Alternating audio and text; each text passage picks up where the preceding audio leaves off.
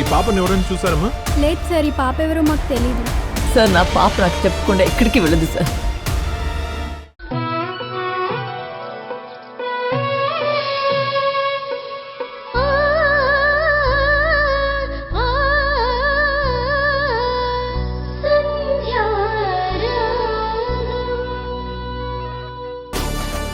ఎందుకు ఓన్లీ మునక్కాయతోనే ఇన్ని వెరైటీస్ చేశానని నువ్వు అడగవేంటి బావా?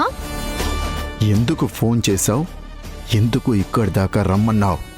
అదేంటి బావా, ఎంత కాదనుకున్నా నేను కూడా నీ పెళ్ళాన్నే బావా. పెళ్ళాం మొగుడికి ఫోన్ చేయకపోతే ఇంకెవరికి చేస్తుంది? నా గురించి నువ్వేమనుకుంటున్నావు? నువ్వు నా పెళ్ళానివని నీకెవరు చెప్పారు? చూడు, నీ మెడలో కట్టిన తాళికి విలువే లేదు. అది పెళ్ళే కాదు, లీగల్గా అది చెల్లుబాటు కాదు. అర్థమైందా? ఈ మాట చెప్పడం కోసమే నేనిక్కడికొచ్చాను. అర్ధరాత్రి పూట ఇంటికొచ్చి మా ఇంట్లో చెప్తానని నన్ను బెదిరించాలనుకుంటున్నావా? ఎందుకు బావా ఆవేశపడతావు? ఈ పెళ్లి చెల్లుబాటు అవ్వదు.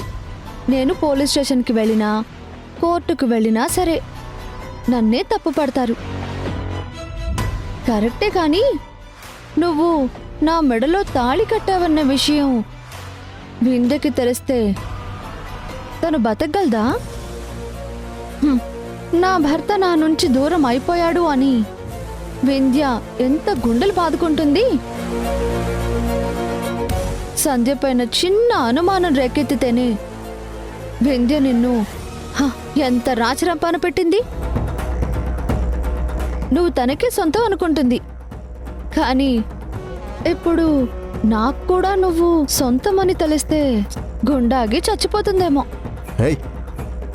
లేదా నుయ్యోగోయో చూసుకుంటుందేమో. అవి కాకపోతే ఊరేసుకుని చేస్తుందేమో.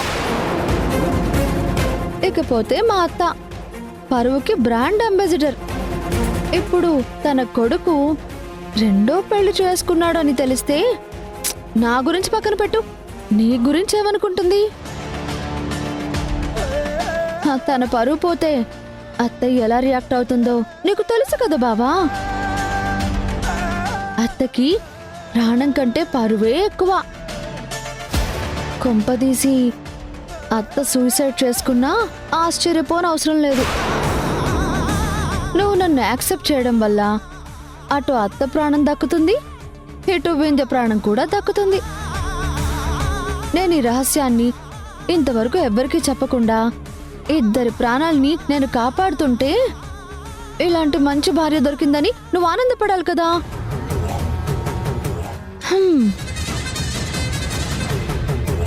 బావా, ఈరోజు మన పెళ్లి తర్వాత మొదటి రోజు. మన బెడ్రూమ్ చూపిస్తాను రా.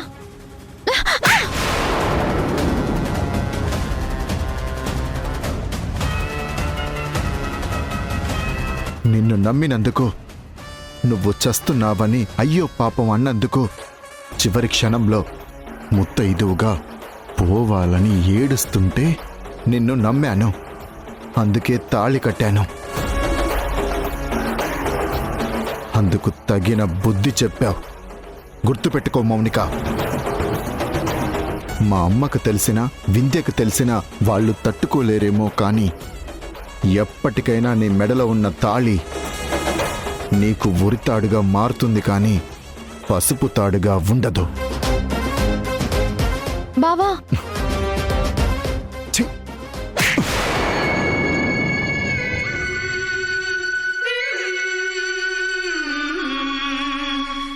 నువ్వు మారవా?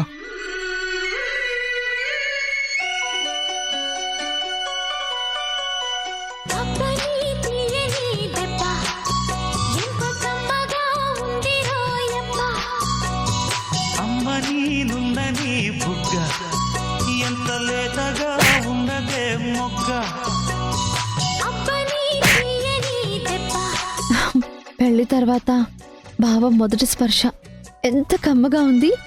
చెంపదెబ్బ ఇంత ఘాటుగా ఉంటే బావ హగ్గు ఇంకెంత ఘాటుగా ఉంటుందో.